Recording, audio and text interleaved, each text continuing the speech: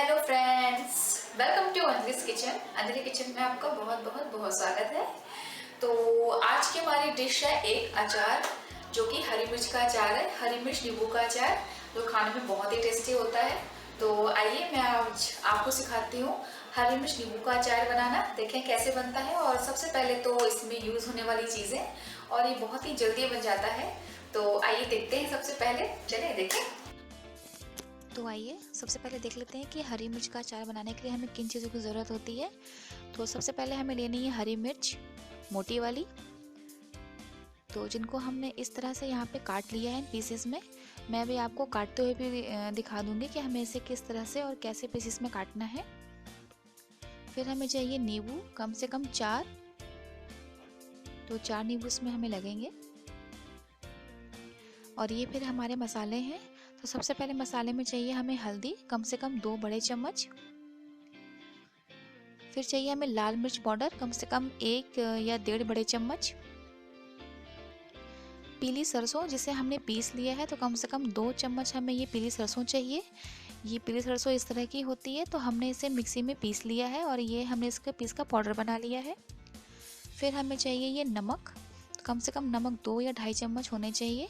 बाकी आपके अचार की क्वांटिटी पे डिपेंड करता है कि आपने कितना अचार लिया हुआ है, मिर्ची यहाँ पे कितनी है। फिर हमें ये चाहिए मस्टर्ड ऑयल। तो मस्टर्ड ऑयल कम से कम हमें 2 बड़े चम्मच या 3 बड़े चम्मच लगेंगे। तो वो भी आपकी मिर्च आपने कितनी ली है उसकी क्वांटिटी पे डिपेंड करता है।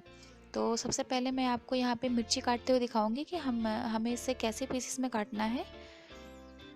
तो सबसे पहले मैं आपको दिखाती हूँ यहाँ पे काटते हुए मिर्ची को। तो ये मिर्ची को पहले हमें धो के इसे आप सुखा लीजिएगा धूप में 1 दिन। तो मैंने इसको धो के सुखाया है। फिर इसे हम ऐसे बीच में से पीस काटेंगे इसके। ये देखिए इस तरह से। तो अगर आप इसको पीस मोटे रखना चाहती हैं इस तरह से, तो आप मोटे भी रख सकती हैं। मैंने यहाँ पे थोड़े पतले पीस रखे हैं क्योंकि फिर गलने में ये आसानी हो जाती है, तो हमारे अचार जल्दी गल जाता है। तो मैंने यहाँ पे थोड़े पतले पीस रखे हैं। तो आप अपने चॉइस के हिसाब से भी इसके पीसेस रख सकती हैं। तो मैं इनको 4 पीस में काट रही हूँ। तो मैं थोड़े पतले पीस रखे हैं यहाँ पे। ये देखिए इस तरह से। तो ऐसे हमें ये मिर्च काट लेनी है इस तरह से। तो चलिए अब हम अपना अचार बनाना स्टार्ट करते हैं। तो सबसे पहले हम ये कांच का बाउल ले लेंगे अचार बनाने के लिए। तो कांच का बाउल बड़ा ठीक रहता है अचार के लिए। हमें अचार को अपने रखना भी कांच के बाउल में ही चाहिए। तो सबसे पहले हम इसको इस बाउल में डाल देंगे सारी मिर्च को। तो हमने सारी मिर्च यहाँ पे डाल दी है।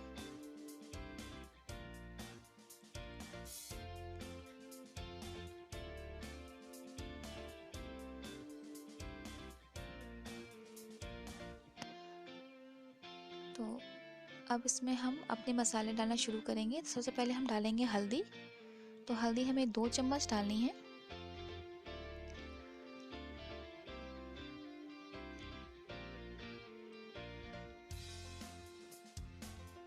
फिर डालेंगे हम लाल मिर्च पाउडर, कम से कम 2 चम्मच।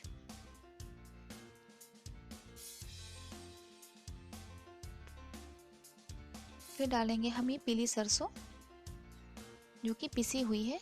तो 2 बड़े चम्मच हमें ये पिसी हुई सरसों डालनी है, पीली सरसों।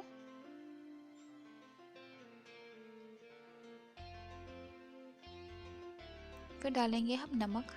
तो नमक अचार में हमारा बिल्कुल भी कम नहीं होना चाहिए, क्योंकि नमक कम होने से अचार ख़राब होने के काफ़ी चांसेस रहते हैं। तो नमक हमारा बिल्कुल ठीक होना चाहिए।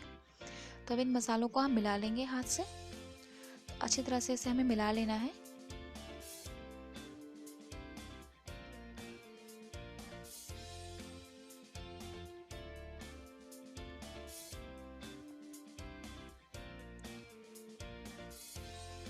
तो ये देखिए हमने अपने अचार में सारे मसालों को अच्छी तरह से मिक्स कर लिया है। तो अब इसमें हम नींबू डालेंगे। तो हम नींबू के रस को इससे निचोड़ लेंगे इसमें।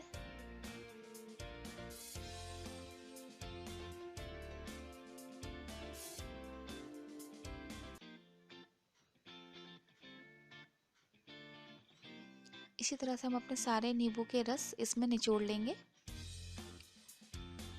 फिर देखिए हमने सब नींबू को निचोड़ लिया है, तो अब इसे हम पूरा मिक्स कर देंगे ताकि सारा रस पूरे अचार में मिल जाए।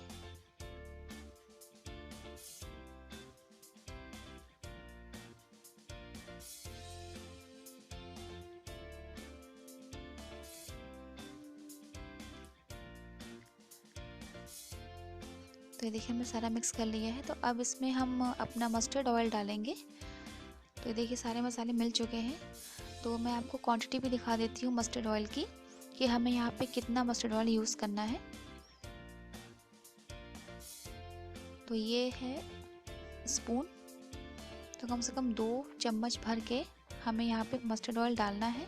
तो अगर आपने ये मिर्च आपकी क्वांटिटी अगर अधिक है तो आप इसमें मस्टर्ड ऑयल और भी डाल सकते हैं।